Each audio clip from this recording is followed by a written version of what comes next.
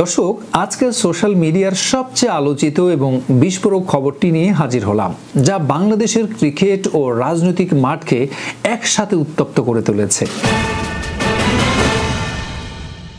গণ অভ্যুত্থানে ক্ষমতাচ্যুত সাবেক প্রধানমন্ত্রী শেখ হাসিনাকে জন্মদিনের শুভেচ্ছা জানিয়ে তোপের মুখে পড়া সাকিব আল হাসান এবং তার পাল্টা জবাব দেওয়া যুব ও ক্রীড়া উপদেষ্টা আসিফ মাহমুদের মধ্যে শুরু হয়েছে শব্দের যুদ্ধ। ঘটনা শুরু রোববার 28 সেপ্টেম্বর রাতে। বাংলাদেশ জাতীয় দলের সাবেক ক্রিকেটার এবং আওয়ামী লীগের সাবেক এমপি সাকিব আল হাসান তার ভেরিফাইড ফেসবুক পোস্টে একটি ছবি সহ লিখলেন, শুভ জন্মদিন আপা।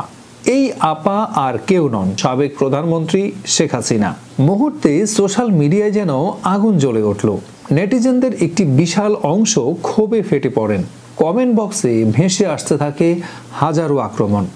কেউ তাকে আওয়ামী দোসর বলছেন, আবার কেউ বলছেন দালাল।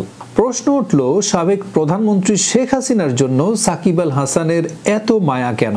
সাকিব আল হাসান দেশের অন্যতম জনপ্রিয় আইকন। তিনি নিমিষেই পরিণত হলেন বিতর্কের কেন্দ্রে। কিন্তু এই উত্তাপের মধ্যেই এলো দ্বিতীয় চমক। ঠিক তখনই এই আলোচনার মাঝেই প্রবেশ করলেন যুব ও ক্রীড়া উপদেষ্টা আসিফ মাহমুদ সজীব ভুঁইয়া। সাকিবের পোস্টের সরাসরি জবাব দিয়ে তিনি নিজের ফেসবুক অ্যাকাউন্টে লিখলেন, একজনকে পুনর্বাসন না করায় সহস্র গালি দিয়েছেন আপনারা আমাকে, কিন্তু আমি সঠিক ছিলাম।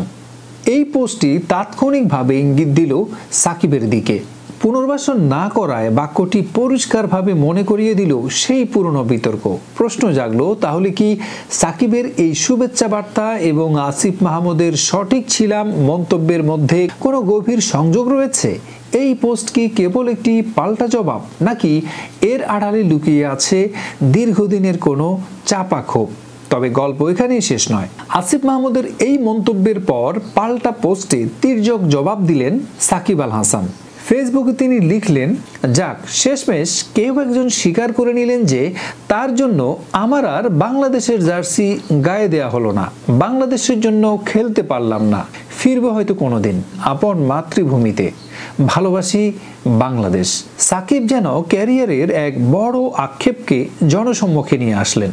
তিনি সরাসরি অভিযোগ করলেন, আসিফ মাহমুদের সিদ্ধান্তের কারণেই হয়তো তাকে জাতীয় দলের জার্সি থেকে দূরে থাকতে হয়েছিল।